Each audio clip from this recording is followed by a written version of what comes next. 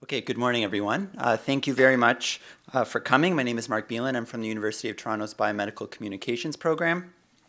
Thanks to the organizers of SciViz for hosting this event, and thank you for having me as the first speaker, so no pressure there. I'm really excited to be here today because I feel really fortunate that I get to talk about one of my favorite things ever, comics. And some of you here might be thinking, comics, really? And if you're not thinking that, then that's great, then we're going to be best friends. But there's definitely an air of contention, sometimes a noticeable flinch, when you kind of come out as a comics fan. And you can kind of take it from this guy here. This is going to work. Oh, oops. Oh, this one. Sorry. So damned as culture, being popular, not high. Damned as a medium, being neither art nor literature, but some perverse hybrid, at best suitable only for children. At worst positively harmful, and they are damned as a genre, being the most outlandish fantasy involving absurd characters acting in the most bizarre fashion, the very antithesis, one might think, of plausibility. So whatever, Samlock. So sure, comic books can be crude, they can be poorly drawn, semi-literate, cheap, disposable, kiddie fare, but they don't have to be. So the value in comics is really that they're and as entertaining as any other form of media out there. Most of us, about comics, we think about the easy stuff, like the Saturday morning newspaper comics, which can be quick jabs with a mediocre punchline, or the stuff kids read, like Garfield or Spider-Man. While they are entertaining and fun, can be a cheap thrill on a Sunday afternoon. But is this all that comics can be? And the answer is, of course not. Comics are able to do many, many different things, such as reach many different people. They can blend art and literature, and they can adapt to a variety of different genres. But most importantly, and the prime takeaway from my talk, is that they, by the virtue of all these qualities that I just described, are able to simplify, visualize, and communicate various abstract, complex concepts and messages. So this last point is a big one. Have you ever been stumped by understanding a new process? How many of you here have felt that when something was drawn out for you and you could visualize it, it made something much more simpler to understand? So everyone's hands should be up for this. Have you ever used a map? Have you ever had to assemble IKEA furniture? So the added benefit of visuals makes learning easier, and it's because we are able to stimulate a completely different cognitive processing pathway in our brains than if we were to just look at text. So there's a niche market that capitalizes on this fact, and it's an area of education that I'm sure you've heard of called edutainment, which is the incorporation of multiple learning processes with education. You can think of so many products like this: Leapfrog, the interactive children's computer; BrainAge, the popular Nintendo mathematics video game; or even the Magic School Bus, which is a popular children's science show. Comics, like all other forms of media, are no exception. So some examples include Clan Apis by Jay Hostler, which describes the livelihood and culture of honeybees, how they produce honey, how colonies are formed, how photosynthesis is produced.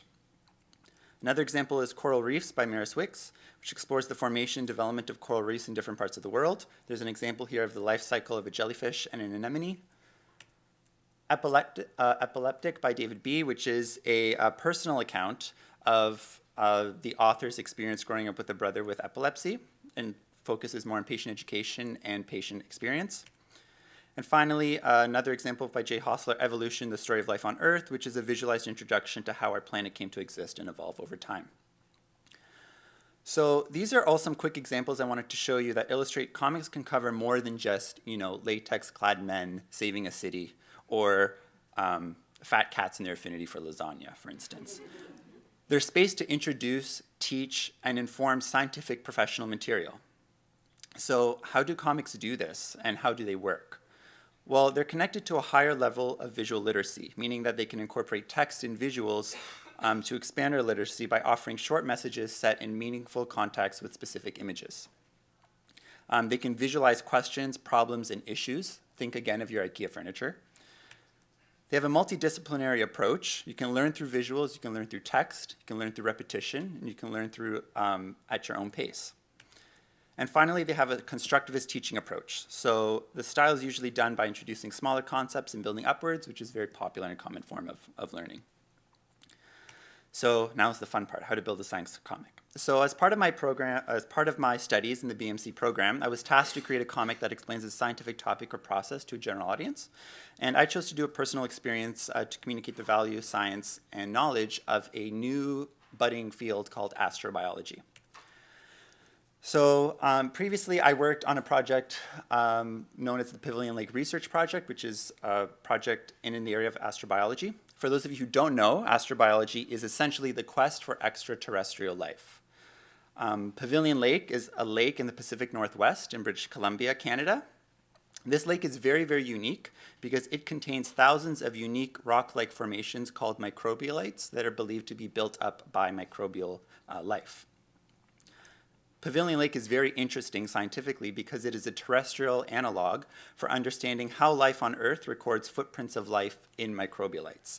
And so looking at these footprints of life, we want to understand how to find these footprints in unexplored extraterrestrial environments. For instance, if we wanted to go to Mars and see if life once existed on Mars, looking for these kinds of signals of life that we understand and identify on Earth would be a good starting point.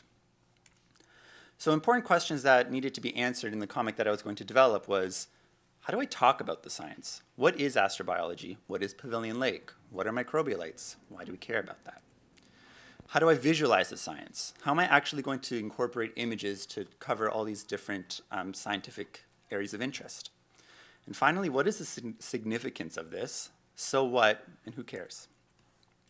So my first strategy was to adopt a style similar to Scott McCloud's Understanding Comics. I wanted to do progression guided by a visualized narrator. This is a quick example of what Scott McCloud's done. Visualizing science in conceptual spaces. And finally, having an instructional but conversational tone.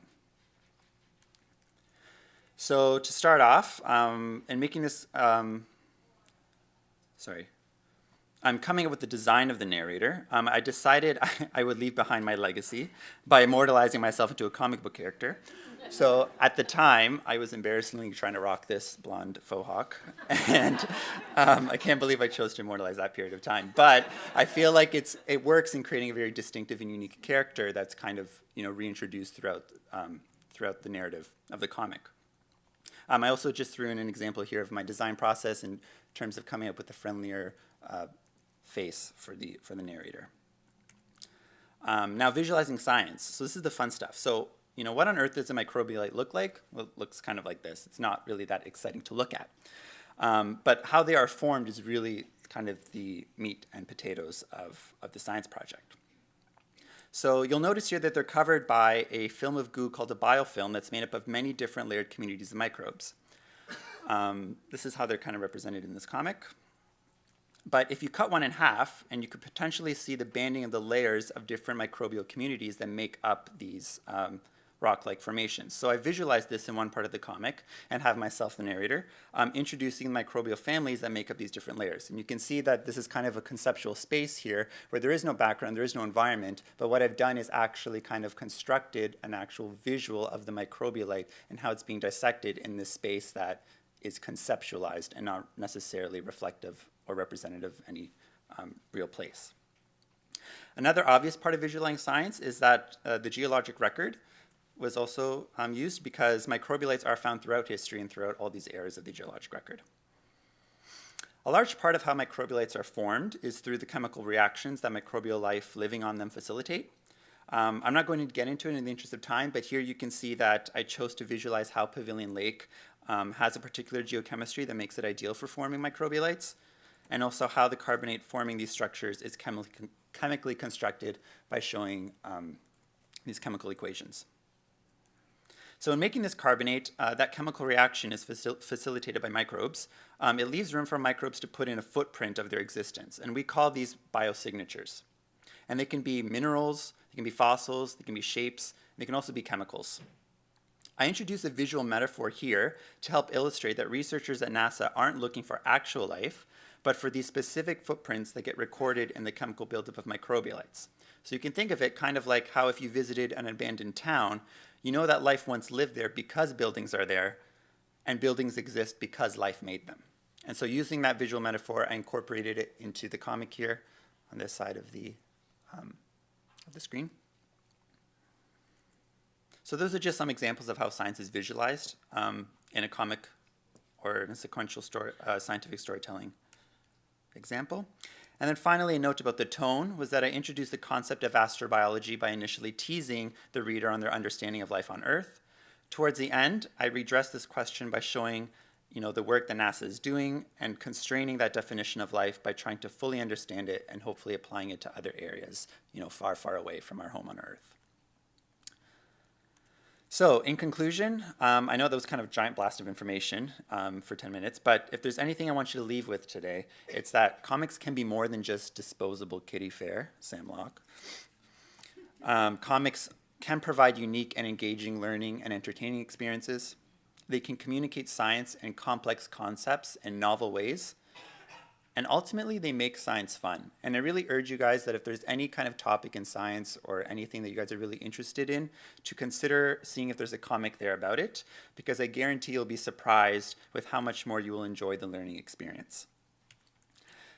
With that, I want to say many thanks. I have some copies of this comic. If you guys would like to see it, feel free to approach me afterwards. If not, feel free to visit my website, artsizestudios.com, to get a glimpse of it.